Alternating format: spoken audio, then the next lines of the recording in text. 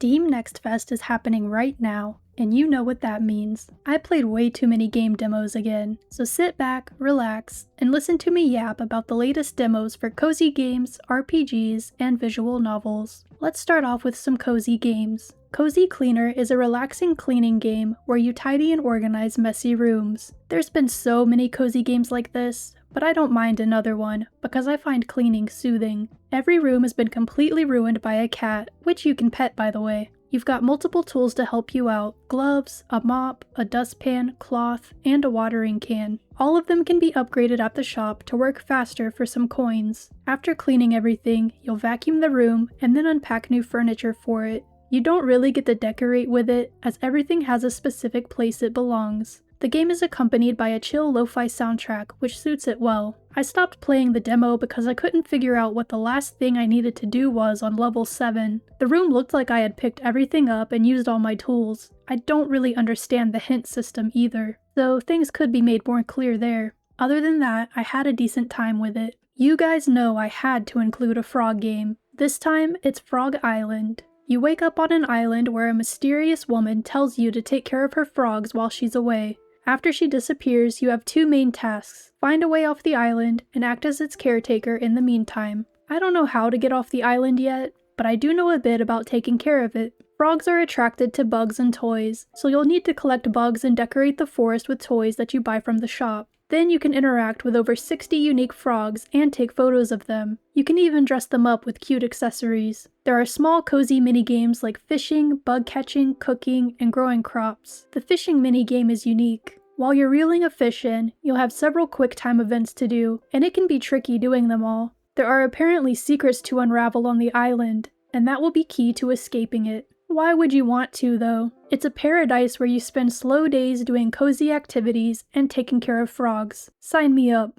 A short but relaxing demo I played was Book Nook. In it, you build miniature diorama scenes piece by piece. It starts off pretty simple, but the difficulty ramps up a little bit when you start punching out multiple sets and have to zoom in to find where those last small details go. After you finish building the set, you'll get to see a memory associated with it. It's super satisfying how things click together when you've got them in the right spot. If you like calm, casual puzzles, check this one out. You thought I was done with frog games, but I've got one more up my sleeve. One Coin Museum is a cute collectathon game where you explore the seas, collect treasure, and build your very own museum. The demo only lets you explore one area, and I found all the treasures I could from it, though there's always the chance you'll find the same item at a higher rarity. Other than treasure, you'll also fish up coins, gems, decorations, and wallpaper. Gems and coins are what you use to buy upgrades, like faster boat speeds and more stamina. The claw minigame took me a few tries to get good at, so if you don't get it at first, keep trying.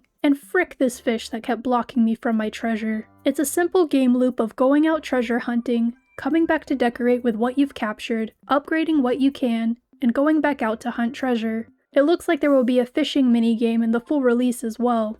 I love the colorful pixel art, and the gameplay is satisfying. I don't even know where to start with this next game, so let me just walk you through my experience with Huglings. The highlight was the character creator had a froggy hat, even if my hair did clip through it. The story is basically goblins come and destroy a town, and you have to go around solving various problems they've created. The first task is to gather firewood, which is simple enough. Each tree gives you 2 pieces of wood.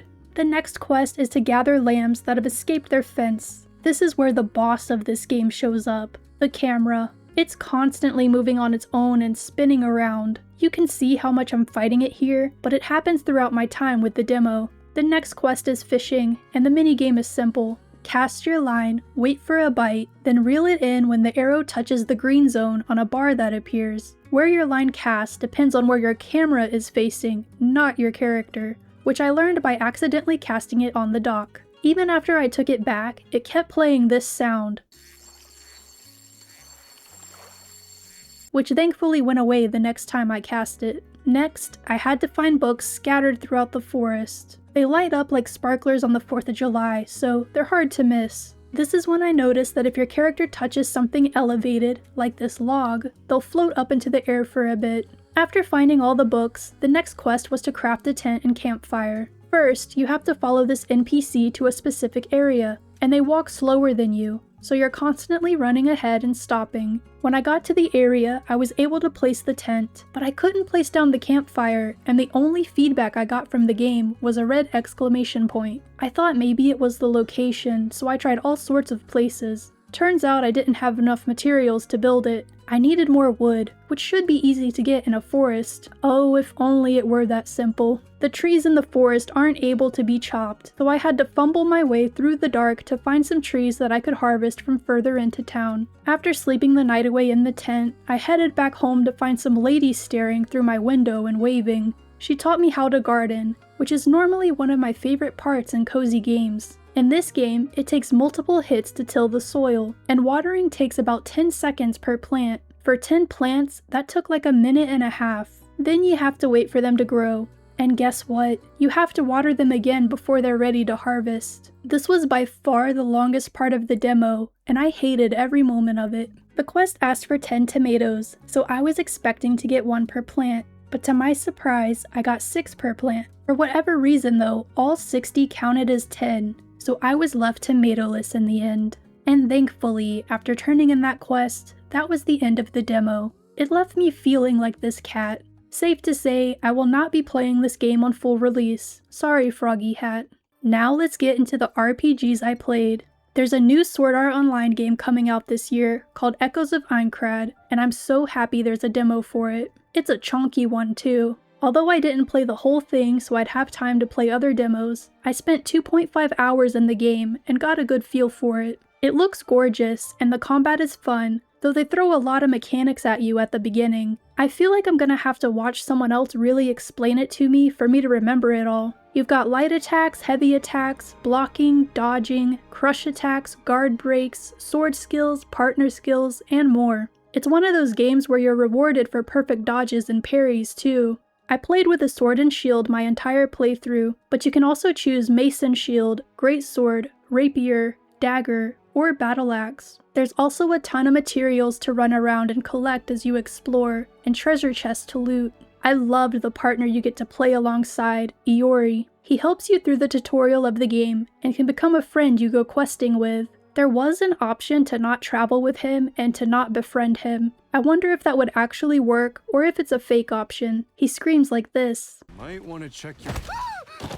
I also loved getting to travel alongside Argo for a bit. You get a good feel for exploration and fighting bosses, then coming back to base to improve your equipment, buy more supplies, and spend growth points before heading off to your next quest. Your save data can be carried over to the main game, but you don't get to create your character in the demo, so if you care about character customization, you're probably going to want to restart. Also, you won't be able to play Death Game mode with the same save data, as you can only access story and normal modes. Death Game mode is a hardcore experience where your save data is deleted when you die. I'll be playing Baby mode, thank you very much. This is one I'll definitely be buying. Dragon Sword Awakening is an anime-style open-world RPG similar to Genshin Impact, but without the gacha. Even though there is no gacha mechanic, the game still feels very much like a gacha game when it comes to combat, UI design, and upgrading characters and gear. That being said, I love the time I spent in the game. It passed by so quickly.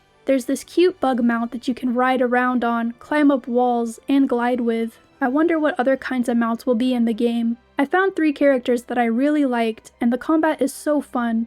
You swap between characters mid-fight while you're wailing on enemies, chaining swaps to build up combos and trigger elemental and status effects. My team consisted of Teresia, who wields flails, Roxy the archer, and Castella, who's got a big axe. Every character has 2 special abilities, and there's always some button to press while you're fighting, so it's pretty active. The world is beautiful, and you're free to explore it even after finishing the main quest in the demo. Speaking of quests, there are a lot of them where you have to carry some item to a certain location, and you can't sprint or jump while you're carrying it, which feels limiting. Sadly, the only voice option available is Korean, but I enjoyed the voice acting. Also, your save data will not carry over to the main game. This is another one I'll definitely be getting, because I love the gameplay style and I'm so happy it's without the gacha system. Another short demo I played was My Adorable Ghost Story. It's a story-driven RPG about a girl who's so desperate for food, she accepts the offer to stay in an abandoned house for 3 nights in order to have ownership transferred over to her. Then she can sell the house for money, or keep it if she wants. To no one's surprise, it turns out to be a scam, and now she has to help a cute ghost boy complete his final wishes, or else her life is in danger. It's text heavy, so prepare to read a lot. I'm completely in love with the cute and spooky art style, and the character designs. The puzzles in the demo weren't challenging at all, but they are the starter ones, so maybe they'll get harder later. I had 2 main problems with it. The first one was that my mouse kept disappearing, and I needed it to make selections. I fixed it by hitting escape and then returning to the game. The second was during some exploration, when Edward, the ghost boy, tells you to investigate the west side of a room for a key. I searched everywhere for that thing, until I realized the area he was talking about was actually on the east side of the room. Anyway, it's a cute little indie RPG that's full of charm, so despite the issues, I still enjoyed my time with it. An RPG I tried that I didn't really like was Edge of Memories. The camera felt weird, combat was boring, the environment wasn't that interesting, character mouths didn't move when they talked, and the dialogue was pretty cheesy. What did stand out was the soundtrack, which I really enjoyed. The story didn't really capture my interest either, but I didn't make it that far in. I played for 43 minutes and decided to nope out. Monster Alchemy is a creature collector RPG where you create unique monsters and fuse them together to create more powerful ones. Monsters are used for battling, looting, and discovering new areas while exploring. Synthesizing monsters is a pretty neat concept. I didn't get far enough in the demo to try out fusing them, but it looks cool from what I saw in the game trailer. You can craft from recipes you find, learn from other NPCs, or experiment yourself. Battling was pretty simple. Most enemies can be taken out just by hitting the basic attack button multiple times, but it was just the beginning of the game. There are elemental strengths and weaknesses to take into consideration too. If you like monster taming games and games with deep crafting systems, definitely check this one out. And finally, let's get into the visual novel I played, Gossip and Potions. The demo lets you play the full prologue of the game, which will take you about 20 minutes. It's about a witch who opens up a potion shop in a small town she's just moved into. Each customer comes in with a specific request, and it's up to you to brew the potion they need, or something totally different. Each potion you serve comes with consequences that you don't get to see until a bit later. During my playthrough, I served everybody what they wanted, whether it was good for them or not. I love the potion brewing process. You plop in ingredients, control how much fire to apply, and stir them up. If you're like me and have a hard time remembering what ingredients you need, there's a helpful text log that you can scroll back through anytime to refresh your memory. The art style is hand-painted and the soundtrack is cozy. The only thing I didn't like was the sound they use for dialogue, which I'll include a sample of here.